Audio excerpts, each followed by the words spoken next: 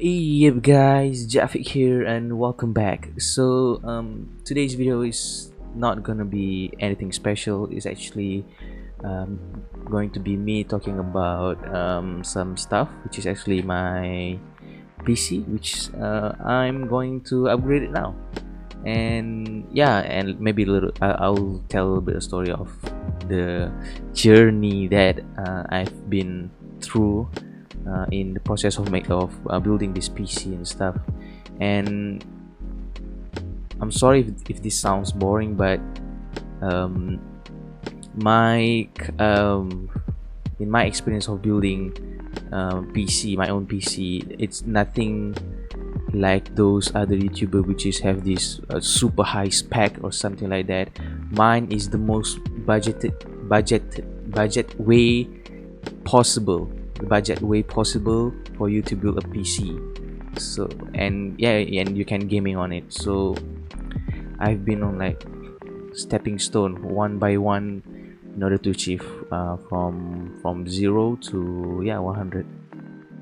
Let's see what I got first. Let's see what the thing that I want to upgrade. Okay, what I have got here is actually a motherboard and a processor, which is this is it. As you can see, it's so big. It's full ATX motherboard. This is Asus B85 Pro Gamer. So I'm really lucky to get the processor that I want with a good, I think the best motherboard, because it has gamer on the name. Yeah, so the processor is actually Core i5 4th gen 4460. I mean, it's not the latest, which is like 9th gen or anything, but for me it's a huge upgrade from this core to quad system. And yeah, it's probably going to be boosting more performance in my PC specs. And I also got another thing, which is this 8 gig performance RAM, which is HyperX Savage 8 gig 1600 megahertz speed. And yeah, so let's go to the montage of me doing the building process. So let's go. Okay, so let's start with my current PC spec. I've got Core to Quad Q8400, and for the CPU cooler, I've got the Cooler Master H410R, which is, I think, is the only brand new item on my PC, because everything else is second-hand item. So next is the motherboard, which is Asus P5 G41T MLX. It is LGA 775 socket, so it's an old socket, trust me. And then I've got 2 stick of 4 gig DDR3 RAM, which total up to 8 gig. And for the GPU, I've got a MSI GTX 750, and note that this is not the TI version.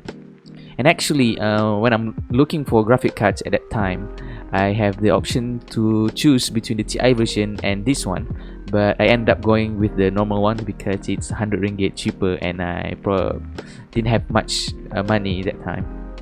And for the power supply, I've picked up a Cooler Master EX2 625 watt power supply. And for the case, I've got the Cooler Master Half 912 Advance. I'm actually quite lucky to get this amazing case for a cheap price of 80 ringgit. And the story is basically, me and my friend went to Loyat that day to look for a case for my PC. We searched the what I call back alley part of the Loyat, where basically it's not the main attraction store near the escalator, something like that. It's the store that behind the level, the floor, so at the current floor. So I found this store, and I immediately saw this case being displayed. And at that time, I for sure thought the owner would sell the case for 200 something, because it's Cooler Master, right? So I went in and asked the guy, and as soon as he said 80 ringgit, I was just like blown away. It's like, wow, so cheap.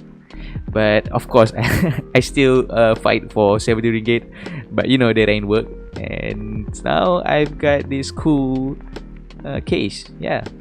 So basically my journey of customizing PC start from a PC called Dell Optiplex GX 270, which my dad picked up for the family use. And note that this was in 2012. Okay, it has Pentium 4 in it, a Pentium 4.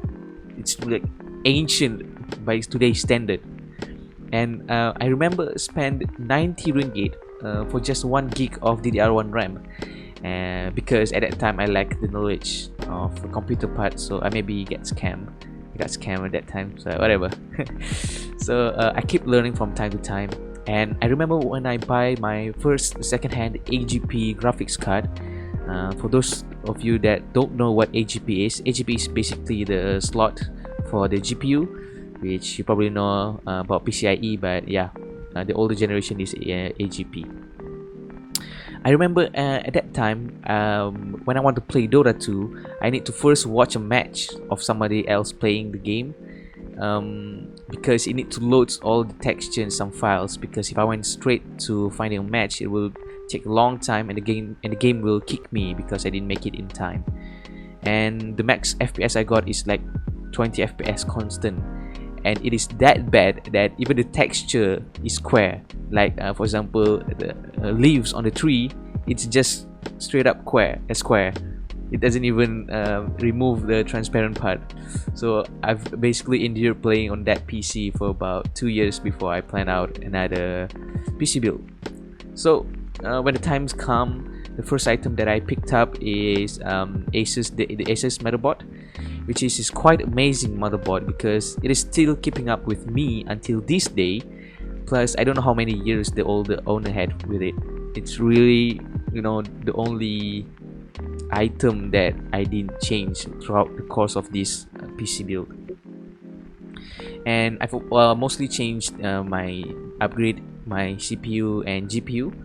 And for GPU, I've started with the I think the MSI HD 6670, and then it died. I had a great run with it, and then I picked up an Asus HD 7770, which is I've used some time, and then the fan died, which I have to DIY it myself, which is putting a fan case on the metal plate, and then it died too. So and now I'm still using the GTX 750.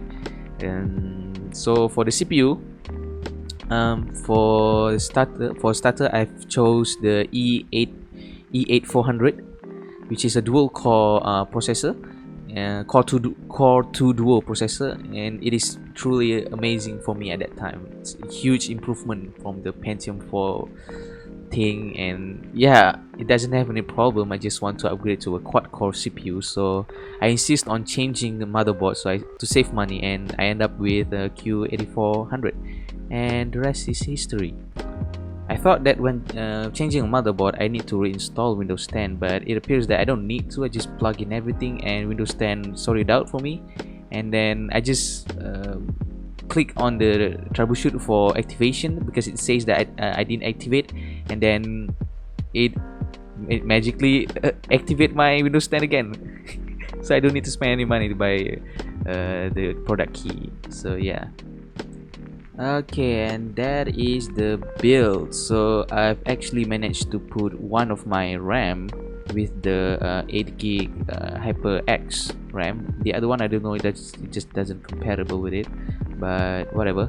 So I wonder what game should we test.